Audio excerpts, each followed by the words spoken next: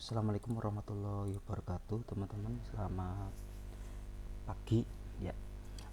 Hari ini di mata kuliah Teknopreneur kita akan membahas tentang aspek pemasaran di bisnis teknologi. Nah, karena kita fokusnya di bisnis teknologi, maka nanti di pemasarannya adalah uh, fokusnya ke digital marketing.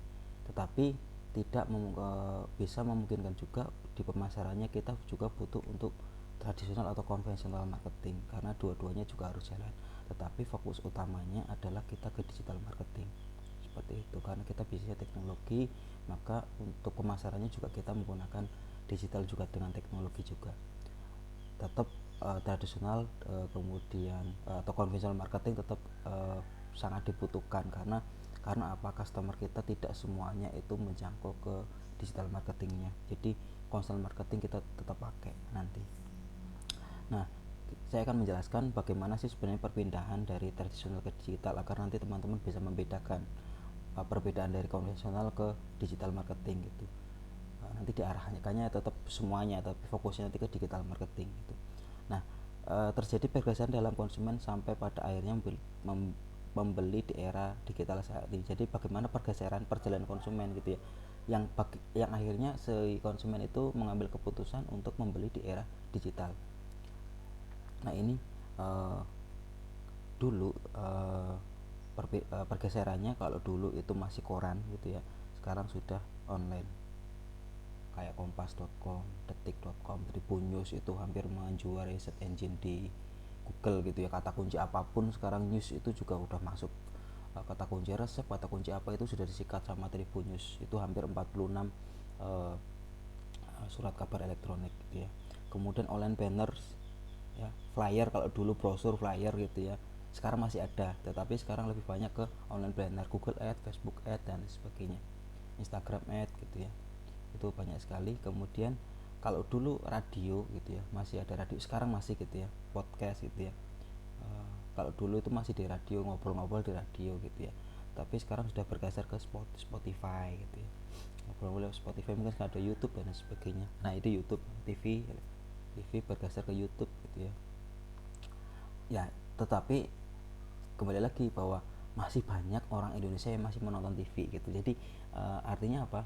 Pemasaran konvensional itu masih sangat dibutuhkan seperti itu. Karena TV dan YouTube itu mungkin jumlah penggunanya mungkin ya masih banyakkan TV untuk Indonesia, makanya kita sesuaikan gitu. Email gitu ya, dulu masih pakai pos gitu ya. Kemudian sekarang sudah berganti menjadi email. Nah, pergeseran juga ini mempengaruhi perusahaan seperti pos gitu ya. Kalau dulu masih kirim apa namanya perangko kalau nggak salah, itu masih sangat ngetren sekali gitu ya. Sekarang sudah nggak ada seperti itu. Bergeser core bisnisnya dari PT Pos itu bergeser ke pengiriman barang, pembayaran dan lain sebagainya. Itu karena pergeseran dari konsumen seperti itu.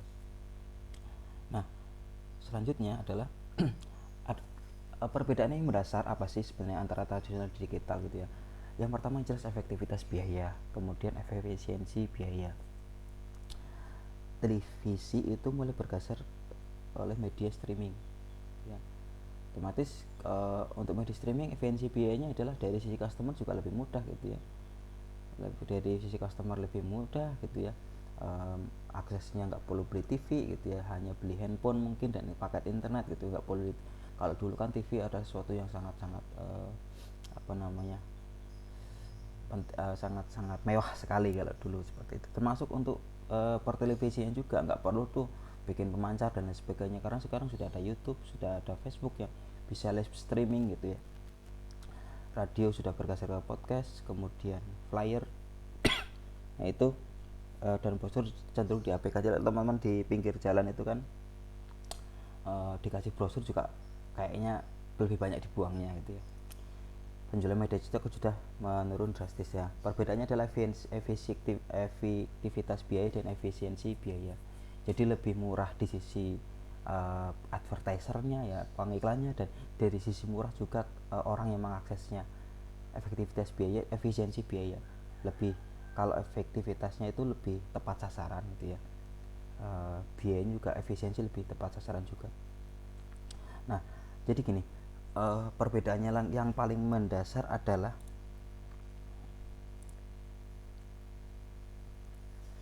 nah, perbedaan yang paling mendasar adalah di tradisional dan digital di sisi biaya adalah kita baratkan seperti ini.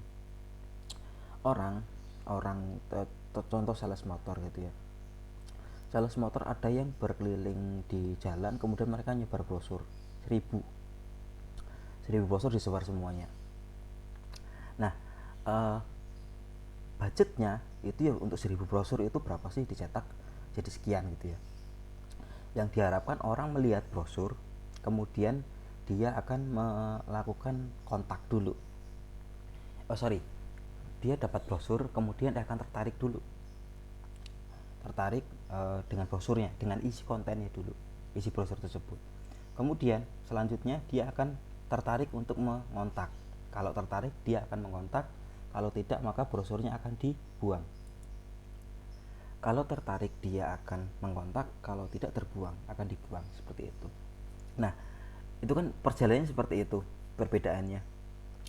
Si customer akan mendapat brosur, tertarik dia akan kontak, kalau enggak dia akan dibuang. Nah, kemudian di sisi si pengiklan dia tidak tahu tuh orang yang melihat berapa, yang mengambil brosur tersebut di jalan itu berapa, yang megang berapa, yang melihat kontennya berapa, kemudian yang melakukan kontak atau menghubungi si pengiklan itu berapa, itu tidak tahu. Pokoknya biaya 1 juta untuk brosur 1000 brosur set sebar random tuh. Kita untung-untungan kalau ada yang ngontak nanti baru tahu ketika ada yang mengontak gitu ya.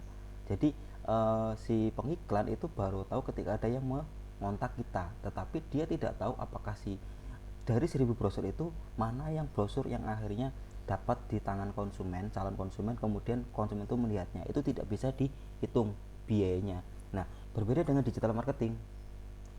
Digital marketing kita punya budget 1 juta, kemudian kita bikin brosur online gitu ya, kemudian kita iklankan di Facebook Ad. Nah, dengan di Facebook Ad itu 1 hari pertama ketika sudah diaktifkan budgetnya, kita akan bisa melihat tuh orang yang melihat saja,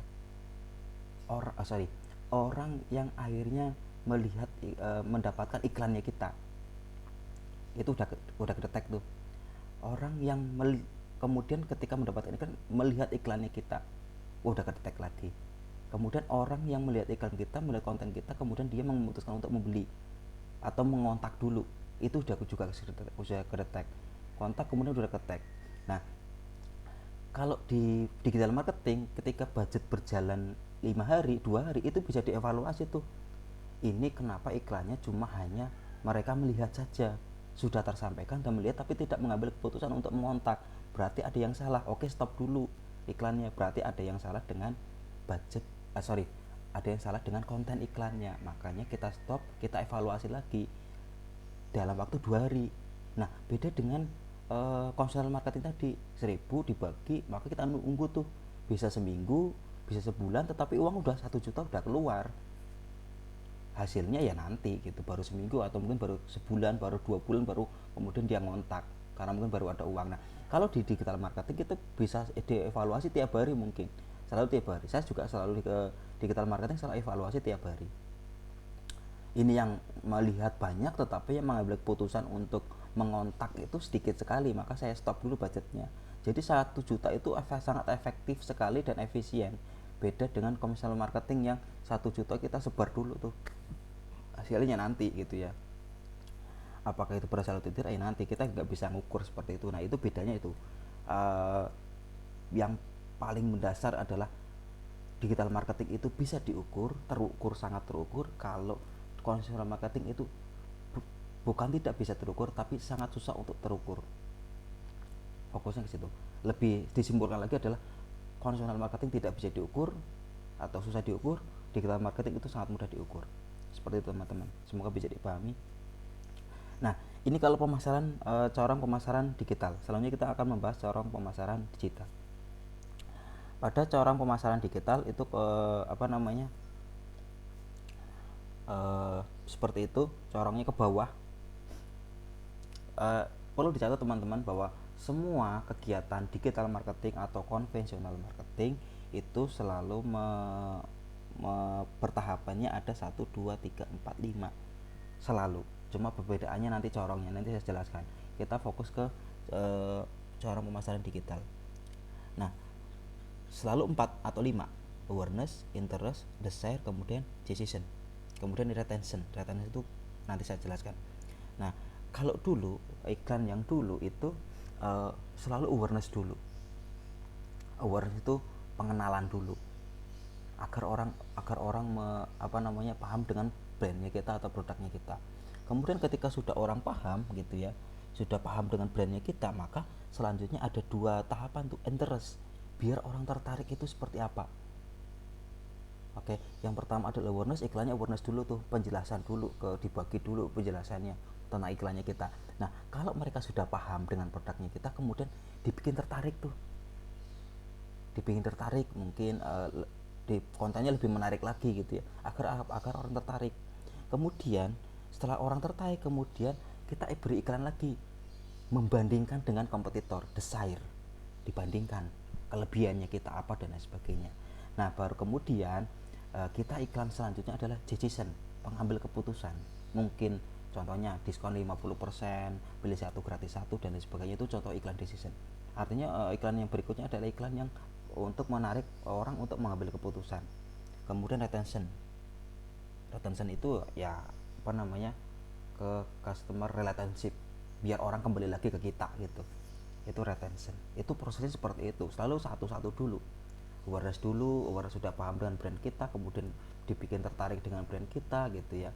Kalau sudah tertarik, kemudian dibandingkan lagi dengan kompetitor orang lain gitu ya. Kemudian iklan terakhir adalah dengan kita melakukan decision, kasih diskon, beli 1 gratis 1 dan lain sebagainya. Itu adalah corong pemasaran digital. Selanjutnya fokus ke proses pengambilan keputusan saat ini. Nah, untuk saat ini adalah proses digital marketingnya akan berubah jadi seperti ini, tidak mengerucut dari atas ke bawah, tetapi prosesnya adalah muter.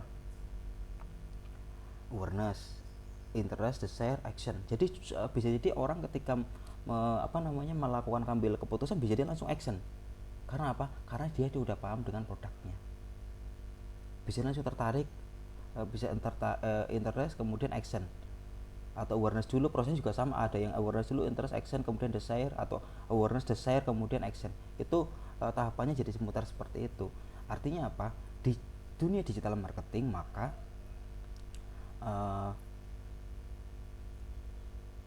prosesnya adalah tidak seperti di digital marketing. Kalau di digital marketing adalah kita iklannya awareness dulu, tetapi kalau digital marketing itu iklan awareness juga berjalan, interest juga berjalan, desire berjalan, action berjalan. Artinya pertama tetap awareness dulu, dilakukan awareness. Nah, ketika awareness sudah selesai, maka kita juga sama prosesnya, iklan untuk interest juga jalan. Kemudian nah, dua-duanya ini nggak di stop. Awareness ketika jalannya interest itu nggak di stop, jalan terus. Nah, ketika interest sudah selesai, maka jalan kemudian share, membandingkan, kemudian action. Ini semuanya berjalan. Karena apa? Produknya kita, kenapa awareness itu berjalan terus? Karena produknya kita itu produk yang selalu up to date.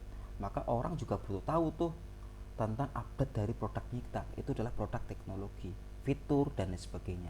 Maka karena awareness itu selalu dijalankan. Karena apa? Biar orang paham dulu dengan fitur kita gitu ya. Selalu paham, selalu mengingat dengan fitur-fiturnya kita gitu ya. Tidak cuma sekali kita memperkenalkan produknya kita sekali, kemudian setelah itu langsung ke interest, action terus, itu enggak. Itu kalau dulu seperti itu. Kalau sekarang sudah enggak seperti itu, karena action, awareness itu sangat penting sekali. Retention juga sama tuh. Nah, ini contoh kasusnya, proses di digital marketing. Nah, semua kelihatan teman-teman ya. Yang pertama interest. Nah, prosesnya itu kalau yang sekarang itu orang sudah poin pertama itu orang sudah tertarik dulu, dia sudah paham apa yang akan dia dicari. Makanya prosesnya jadi seperti ini. Dia sudah paham apa yang dia akan cari. Contoh, dia akan mencari laptop, searching laptop tuh. Kemudian Setelah dia dapatkan laptop banyak sekali di Google, dia akan membandingkan Desire dengan produknya, membandingkan dengan produk. Contoh ini berarti ini kan mau ngambil ini kan Dell. Nah, dia akan membandingkan tuh produk-produk antara Dell, HP dan lain sebagainya. Dia akan membandingkan mana yang terbaik. Oke, sudah paham teman-teman ya. Pertama dia akan mencari laptop, kemudian dia akan di Google akan menampilkan laptop banyak banget, Dell, HP, Lenovo dan lain sebagainya, Mac dan lain sebagainya. Maka selanjutnya dia akan membandingkan mulai kualitas sampai dengan harga, sampai dengan review. Digital marketing kan seperti itu, review. Nah, tahapan seperti ini itu masuk ke Desire, dia akan membandingkan. Nah, ketika sudah membandingkan dia akan mengambil keputusan, oh oke, saya mau ambil Dell atau ya mungkin yang lain gitu ya. Maka dia akan awareness dulu tuh, akan muncul lagi sebenarnya Dell atau HP itu, Asus atau dan lain sebagainya itu seperti apa sih. Nah, itu akan prosesnya jadi seperti itu. Dia akan mengenali tentang produknya itu, baru Dell itu apa, HP dan lain sebagainya. Nah, dia kemudian selanjutnya adalah dia muncul lagi, mencari lagi tentang artikel refurbished laptop yang direkondisi. Dia menarik, kemudian karena mungkin harganya murah, kemudian dia baru mengambil membandingkan lagi Desire, membandingkan lagi ketika dengan yang baru atau dengan laptop yang rekondisi. Itu seperti itu, proses seperti itu, baru kemudian dia mengambil keputusan untuk membeli laptopnya. Tahapannya seperti itu kalau yang sekarang. Jadi sangat panjang sekali, mulai dia ngetik di Google, dia muncul, dia membandingkan merek dulu, kemudian dia mengambil keputusan kira-kira ketika sudah dapat mereknya, dia akan belajar lagi tentang merek tersebut, kelebihan dan lain sebagainya gitu ya. Kemudian dia sehari lagi tuh muncul lagi tuh ada laptop, mau beli yang baru atau rekondisi, dia akan tertarik, oh ternyata murahnya rekondisi gitu ya. Maka dia akan membandingkan lagi, kira-kira kalau saya beli rekondisi atau beli second gitu ya, bukan rekondisi itu apa ya, beli second atau dengan yang baru itu pilih yang mana. Itu akhirnya dia membandingkan lagi, kemudian dia mencari lagi, dan prosesnya akan seperti itu. Akhirnya di satu titik dia akan mengambil keputusan, oke, saya akan membeli yang laptop second merek Dell. Prosesnya akan seperti itu. Semoga bisa dipahami teman-teman ya. Nah, ini adalah consumer buying journey, jadi perjalanan customer untuk melakukan pembelian. Ini customernya si cowok, kemudian ada marketing tim sendiri. Digital marketing team itu sangat banyak. Saya itu mengelola digital marketing timnya ada banyak sekali gitu ya. Ada yang emang ahli untuk dia kontennya dan lain sebagainya, tapi ini dibagiin di marketing team. Yang pertama adalah saya tidak tahu this product actually is excited. Maka marketing timnya dia akan menjelaskan awareness dulu tentang produk tersebut. Yang marketing yang pertama gitu ya. Yang marketing kedua, saya akan mencari di Google, mencari yang lebih tentang produk tersebut. Maka si marketing kedua akan memunculkan hal-hal yang menarik dari produk tersebut agar consumer itu tertarik. Selanjutnya marketing yang ketiga, dia akan memberikan konten yang membandingkan. Let's me compare the brands to make better decision. Dia akan membandingkan produknya kita dengan produk kompetitor. Untuk apa? Untuk menarik si customer untuk mengambil keputusan. Nah, kalau sudah gitu ya, I can find anything better than this, then I will purchase. Jadi ketika dia sudah membandingkan, dia akan mengambil keputusan bahwa dia tidak menemukan lagi yang lebih baik dari produknya kita. Akhirnya dia mengambil keputusan untuk membayar purchase-nya itu atau ordernya itu. Kemudian dia akan membeli, kemudian membayar. Itu prosesnya seperti itu. Awareness, interest, desire, action. Oke, semoga bisa dipahami. Nah, kuncinya adalah pemasaran modern itu tidak lagi mendorong untuk membeli seperti pemasaran tradisional gitu ya. Karena konsumen saat ini memiliki akses ke banyak informasi dalam satu tombol klik. Jadi kalau teman-teman melihat iklan-iklan yang sekarang itu sangat-sangat beda sekali dengan iklan yang dulu gitu ya. Iklan yang dulu itu keputusannya oke, langsung membeli gitu ya. Kalau sekarang itu enggak, banyak sekali disisipkan dalam bentuk artikel gitu ya. Artikelnya banyak sekali. itu biasanya dinamakan soft selling. Jadi jualannya tentang baju, maka dia tidak fokus untuk ini loh baju saya, ini loh merek saya, kualitasnya itu enggak, tetapi bagaimana caranya dia memperkenalkan mereknya itu dengan artikel yang lain gitu ya, yang sama-sama membahas tentang baju. Contohnya cara memilih 10 cara memilih baju yang pas, itu kan ada artikel yang seperti itu gitu ya. Atau mungkin di artikel tersebut ada tentang cara memilih handphone second yang berkualitas, 10 cara memilih handphone second yang berkualitas. Artikel-artikel kan seperti itu. Jadi nggak langsung kita menjual produk tersebut, tetapi dia akan memberikan awareness dulu sih, tahapannya seperti itu. Nah, pemasaran modern menarik konsumen dengan mengedepankan manfaat. Jadi yang dijual itu adalah value-nya, solusinya dari kita. Makanya ada value proposition canvas, karena kita jualnya itu sama-sama produk gitu, sama-sama produk motor, tapi penyampaiannya akan value-nya akan beda.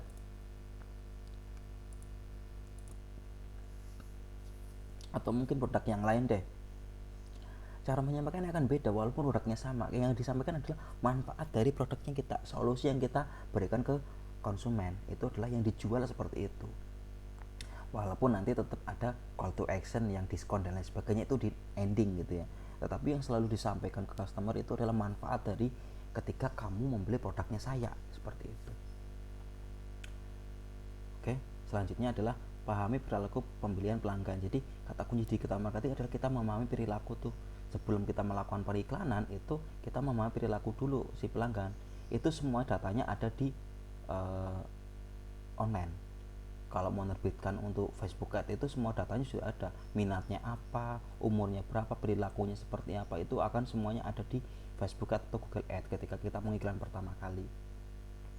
Dan saat ini bergeser ke komunikasi dua arah. Jadi komunikasi dua arah, jadi nggak seperti itu kita nyebar brosur dulu, kemudian si pelanggan itu biasanya ketika dapat brosur ya sudah gitu ya, kemudian melakukan pembelian karena tertarik. Kalau sekarang sudah lebih banyak tanyanya dan lain sebagainya, seperti itu.